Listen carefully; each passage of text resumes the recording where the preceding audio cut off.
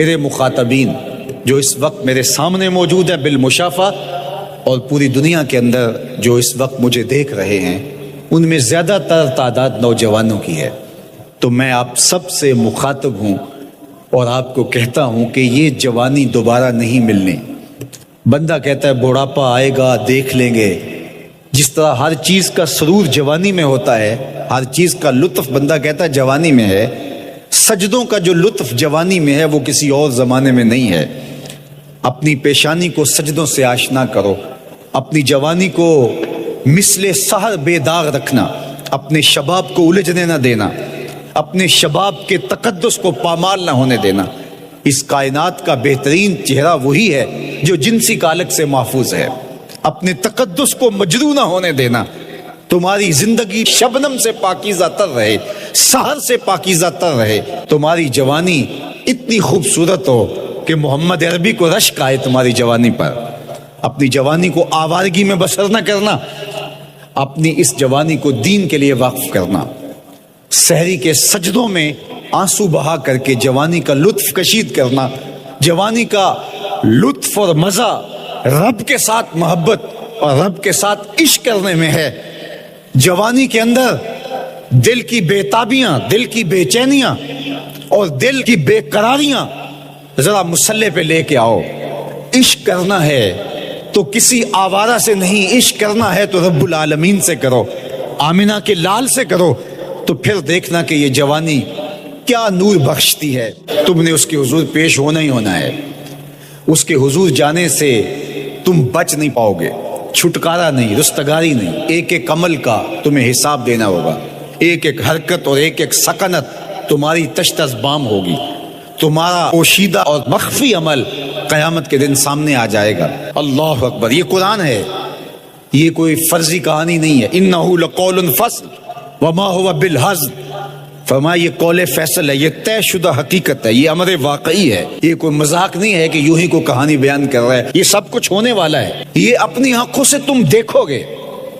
آج انکار کرو یا اقرار کرو، تمہیں کھلا موقع دیا ہے، حتیٰ کہ تم کافر بن کے زندگی گزارنا چاہو، نمرود بن کے جینا چاہو، فرعون بن کے جینا چاہو، حامان بن کے جینا چاہو، ہم تجھے دنیا پہ موقع دیں گے۔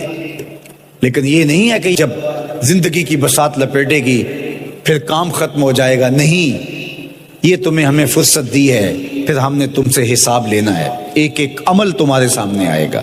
اللہ اکبر، ذرا غور کیجئے۔ فآمنوا باللہ، تو بہتر ہے کہ اللہ پر ایمان لاؤ، اس کے حضور تو تم نے آنا ہی آنا ہے۔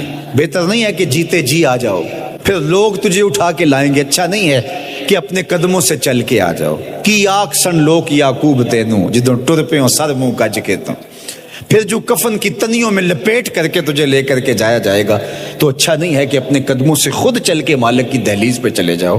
ایک حدیث میں آتا ہے کہ اللہ بندے کو اپنے سامنے سے ہٹنے نہیں دے گا جب تک اس سے 4 سوال نہیں کر لے گا۔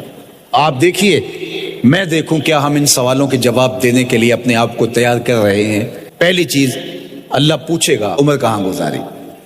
دوسرا سوال، اللہ تعالیٰ علم کے بارے میں پوچھے گا، جو پڑھا تھا بتا عمل کہاں تک کیا۔ خلوت، جلوت، زندگی، شام و سحر تیرے اس سیکھے ہوئے علم کی مطابقت میں تھے یا علم عزت دولت کمانے کے لیے پڑھا تھا۔ تیسری بات، اللہ پوچھے گا مال کمایا کیسے، اور مجھے بتا مال خرچ کہاں کیا۔ آج لوگ نیب سے ڈرتے ہیں کہ ہم سے پوچھ نہ لیا جائے کہ یہ آیا کہاں سے، منی ٹریل پیش کرو، یہاں ہم بچ جائیں گے۔ کوئی مکر، کوئی دھندا، کوئی فریب چل جائے گا، کوئی پریشر، کوئی افرادی قوت، کوئی سیاسی اثر و رسوخ، کوئی رشوت، کوئی سفارش، کچھ نہ کچھ تو راستہ نکل ہی آئے گا۔ اور آج کی دنیا میں صرف یہی پوچھا جاتا ہے کمایا کہاں سے، یہ نہیں پوچھا جاتا خرچ کہاں کیا۔ جیسے چاہو خرچ کرو، لیکن وہاں سوال ہوگا وَفِيمَا أَنفَقَهُ، خرچ کہاں کیا، یہ سوال بھی کیا جائے گا۔ وَعَنْ جِسْمِهِ فِيمَا أَبْلَاهُ، اور جسم کے بارے میں پوچھا جائے گا، اس جسم کو دی ہوئی توانائیوں کو خرچ کہاں کیا۔ بعض روایت میں عَنْ شَبَابِهِ فِيمَا أَبْلَاهُ، جوانی کے بارے میں پوچھا جائے گا، تیری جوانی کے خوبصورت دن کہاں گزرے، مجنو بن کے چوکوں میں کھڑا تو نہیں رہا، پارکوں کے گرد پروانوں کی طرح گھومتا تو نہیں رہا، تیری نظر بدکاریاں تو نہیں کرتی رہی، اپنی خواہشات کا غلام بن کے زندگی تو نہیں گزاری، تیری ساری ساری رات 4 انچ کی سکرین کے اوپر بدکاریاں کرتے بسر تو نہیں ہوئی۔ پوچھا جائے گا بتا جوانی کہاں گزری؟ جوانی مستانی ہے یہ کہہ کر کے تو نے ہر ضابطے سے چھٹی تو نہیں کر لی تھی، یا جوانی کے تقدس کو تو نے محفوظ کیا اور راتوں کی تنہائیوں میں اللہ کے حضور سجدہ ریزی کرتا رہا؟ میرے اور آپ کے آقا و مولا نے فرمایا جو جوان جوانی میں توبہ کرے وہ اللہ کو محبوب ہے۔ اللہ اکبر۔ اور اللہ جن 7 لوگوں پر اپنے عرش کا سایہ کرے گا ان میں سے ایک شخص کا ذکر کرتے ہوئے فرمایا وَشَابٌ نَشَأَ فِي عِبَادَةِ اللَّهِ، وہ جوان جس کی جوانی اللہ کی عبادت میں گزری، قیامت کے دن جب کوئی سایہ نہیں ہوگا اللہ اسے اپنے عرش کا ٹھنڈا سایہ عطا فرمائے گا۔ ہمارے رہنمایان قوم فوراً اس دار فانی سے کوچ کر گئے، انہیں زیادہ موقع نہ ملا جو پودا لگایا تھا اس کی گوڈی کر سکیں، اس کو غذا فراہم کریں اور اس کو تناور درخت بنتا ہوا دیکھ سکیں، اس کا پھل کھا سکیں۔ پھر منزل انہیں ملی جو شریک سفر نہ تھے، پھر گدیں آ گئیں جو اس وطن کو نوچنے لگے، اور 70 سال سے اس ملک کو نوچا جا رہا ہے۔ ایک تو اس نظریے پہ کام نہیں کیا گیا جس نظریے نے ہمیں ایک قوم بنانا تھا۔ ہمارے دیہاتوں میں آج بھی چودھری اور کمی کی تقسیم موجود ہے، اور ہمارے شہروں میں آج بھی سرمایہ دار اور غریب کے درمیان فرق حائل ہے۔ آج بھی گورے اور کالے کی تقسیم یہاں پائی جاتی ہے۔ اسلام تو اسے ختم کرنے آیا تھا، اسلام تو اسے مٹانے آیا تھا۔ حضرت ابو ذر رضی اللہ تعالی عنہ نے ایک دفعہ حضرت بلال کو جو ہے وہ کالی ماں کا بیٹا کہہ دیا تھا۔ اللہ اکبر۔